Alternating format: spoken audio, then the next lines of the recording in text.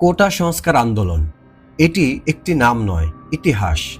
ছাত্র সমাজের দাবি আদায়ের ইতিহাস, দেশব্যাপী রক্তক্ষয়ী সংঘর্ষের ইতিহাস, কোটা সংস্কারের জন্য শিক্ষার্থীদের জীবনদানের ইতিহাস, কোটি মানুষের হৃদয়ে রক্তক্ষরণের ইতিহাস।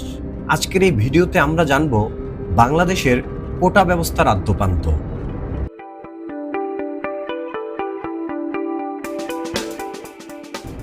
2018 সালে কোটা বাতিলের পরিপত্র জারির আগ পর্যন্ত সরকারি চাকরিতে মুক্তিযোদ্ধা, জেলা, নারী, ক্ষুদ্র নৃগোষ্ঠী এবং প্রতিবন্ধী এই 5 ক্যাটাগরিতে মোট 56% কোটা ছিল। কোটা বলতে কোনো কিছু নির্দিষ্ট একটি অংশকে বোঝায় যা সাধারণত একটি গোষ্ঠীর জন্য বরাদ্দ থাকে। মূলত সমাজের পিছিয়ে পড়া বা অনগ্রসর মানুষগুলোকে মূল ধারায় অন্তর্ভুক্ত করতে পড়াশোনা বা চাকরি সহ নানা ক্ষেত্রে কোটার ব্যবস্থা থাকে। বিশ্বের বিভিন্ন দেশেই কোটা ব্যবস্থা চালু রয়েছে। ভারতীয় উপমহাদেশে কোটার প্রচলন প্রথম শুরু হয় 1918 সালে। সিভিল সার্ভিসে ব্রিটিশদের সঙ্গে প্রতিযোগিতায় টিকতে না পারায় ভারতীয়দের জন্য আলাদা কোটার ব্যবস্থা করা হয়। পরবর্তী সময়ে শিক্ষায় অনগ্রসর মুসলমানদের জন্য আলাদা কোটা রাখা হয়। পাকিস্তান আমলে পিছিয়ে পড়া পূর্ব পাকিস্তান তথা বর্তমান বাংলাদেশের মানুষের আন্দোলনের প্রেক্ষিতে চালু করা হয় প্রদেশ ভিত্তিক কোটা। কোটা ব্যবস্থার মূল লক্ষ্য হল অবহেলিত জনগোষ্ঠীর জন্য সমান সুযোগ তৈরি করে দেওয়া। সংবিধানের 28 নম্বর অনুচ্ছেদে বলা হয়েছে, কেবল ধর্ম, গোষ্ঠী, বর্ণ, নারী পুরুষ ভেদে বা জন্মস্থানের কারণে কোনো নাগরিকের প্রতি বৈষম্য করতে পারবে না রাষ্ট্র। 29 নম্বর অনুচ্ছেদে বলা হয়েছে, নাগরিকদের যে কোনো অনগ্রসর অংশ যেন সরকারি চাকরিতে উপযুক্ত প্রতিনিধিত্ব লাভ করতে পারেন, সেই উদ্দেশ্যে তাদের কল্যাণে বিশেষ বিধান প্রণয়ন করা হবে। মুক্তিযোদ্ধাদের উপহার হিসেবে 1972 সালে কোটা চালু করেছিলেন জাতির জনক বঙ্গবন্ধু শেখ মুজিবুর রহমান। তখন সরকারি কর্মচারী নিয়োগে মেধা কোটা ছিল 20%। এছাড়া 40% জেলা কোটা, 30% মুক্তিযোদ্ধা কোটা আর 10% ছিল যুদ্ধাহত নারী কোটা। 1976 সালে প্রথমবারের মতো পরিবর্তন আসে কোটায়। মেধা কোটায় বরাদ্দ হয় 40%, জেলা কোটায় 20% ও আগের মতোই মুক্তিযোদ্ধা কোটা রাখা হয় 30%।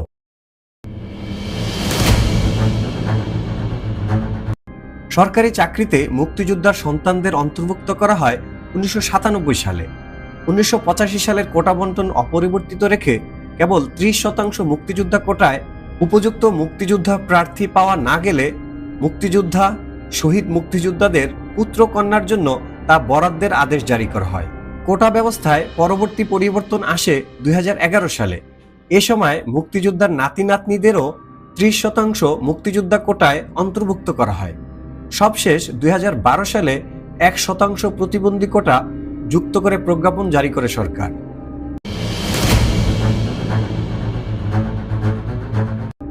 সরকারি, আধা সরকারি, স্বায়ত্তশাসিত ও আধা স্বায়ত্তশাসিত প্রতিষ্ঠানে নিয়োগের ক্ষেত্রে মেধার চেয়ে কোটার পরিমাণ বেশি থাকায় এটি নিয়ে বরাবরই অসন্তোষ ছিল। এমন প্রেক্ষাপটে বেশ কয়েকবারই কোটা আন্দোলন হয়, তবে তা ছিল খুবই সীমিত পরিসরে। কোটা আন্দোলন প্রথমবারের মতো বড় আকারে রূপ নেয় 2018 সালে। ওই বছরের জানুয়ারি মাসের শেষের দিকে সরকারি চাকরিতে কোটা প্রথা বাতিল এবং এর পুনর্মূল্যায়ন চেয়ে হাইকোর্টে রিট দায়ের করেন ঢাকা বিশ্ববিদ্যালয়ের এক ছাত্র ও 2 সাংবাদিক। কিন্তু মার্চ মাসে এসে ওই রিটটি খারিজ করে দেন সর্বোচ্চ আদালত। ফেব্রুয়ারি মাসে সামাজিক যোগাযোগ মাধ্যম ফেসবুকে কোটা সংস্কার চাই নামে একটি পেজ খোলা হয়। এ সময় কোটা সংস্কারের উদ্দেশ্যে বাংলাদেশ ছাত্র অধিকার সংরক্ষণ পরিষদ নামে একটি প্ল্যাটফর্মও গঠন করা হয়। ওই বছর এপ্রিলে এই আন্দোলন সর্বব্যাপী রূপ লাভ করে। টানা আন্দোলন কর্মসূচির মুখে 11 এপ্রিল সংসদে দাঁড়িয়ে সব ধরনের কোটা বাতিলের ঘোষণা দেন মাননীয় প্রধানমন্ত্রী। তবে এই বিষয়ে প্রজ্ঞাপন জারি করা হয় অক্টোবর মাসে। এদিকে কোটা বাতিলের সিদ্ধান্তকে চ্যালেঞ্জ করে 2021 সালে কয়েকজন মুক্তিযোদ্ধার সন্তান হাইকোর্টে রিট দায়ের করেন। গত 5 জুন তাদের পক্ষে রায় আসে, অর্থাৎ 2018 সালের কোটা বাতিলের পরিপত্রকে অবৈধ ঘোষণা করে সর্বোচ্চ আদালত।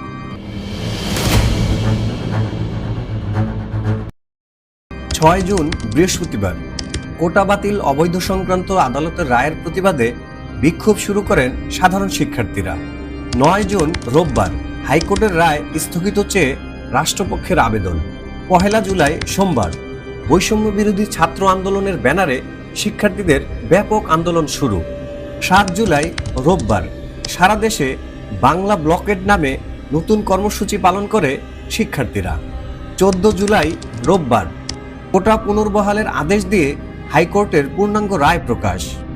15 জুলাই সোমবার আন্দোলনকারীদের উপর সরকার দলীয় ছাত্র সংগঠনের হামলা, বিশেষত ছাত্রীদেরকে নির্মমভাবে রক্তাক্ত ও জখম করায় সারা দেশে ব্যাপক সমালোচনার সৃষ্টি হয়। 16 জুলাই মঙ্গলবার সারা দেশে বিক্ষোভ সংঘর্ষ ছড়িয়ে পড়ে। ওই দিন পুলিশের গুলিতে বেগম রোকেয়া বিশ্ববিদ্যালয়ের শিক্ষার্থী আবু সাইদ মারা যান। এই ঘটনার ভিডিও সামাজিক যোগাযোগ মাধ্যমে দ্রুত ছড়িয়ে পড়লে পুরো দেশের মানুষ হতবাক ও শোকে মুহ্যমান হয়ে পড়ে। সামাজিক যোগাযোগ মাধ্যমে সমালোচনার ঝড় ওঠে। 17 জুলাই বুধবার পুলিশ ও আন্দোলনকারীদের মধ্যে তীব্র সংঘর্ষ হয়। জাতির উদ্দেশ্যে ভাষণে মাননীয় প্রধানমন্ত্রী উচ্চ আদালতের রায় আসা পর্যন্ত ধৈর্য ধারণের আহ্বান জানান। 18 জুলাই বৃহস্পতিবার কোটা সংস্কারের দাবিতে আন্দোলন অব্যাহত। আন্দোলনকারীদের সাথে আলোচনায় বসতে সরকার রাজি বলে জানানো হয়। আলোচনার প্রস্তাব নাকচ আন্দোলনকারী শিক্ষার্থীদের প্ল্যাটফর্ম বৈষম্য বিরোধী ছাত্র আন্দোলনের। রাত 9টা থেকে ইন্টারনেট সংযোগ বন্ধ করে দেওয়া হয়। 19 জুলাই শুক্রবার ঢাকা সহ দেশের বিভিন্ন স্থানে ব্যাপক সংঘর্ষ, পরিস্থিতি থমথমে। বিটিবি ভবন, metro rail station, elevated expressway, toll plaza, সেতু ভবন সহ দেশের বিভিন্ন সরকারি স্থাপনায় ভাঙচুর, অগ্নিসংযোগ। 19 জুলাই শুক্রবার রাত 12টা থেকে কারফিউ জারি করা হয়।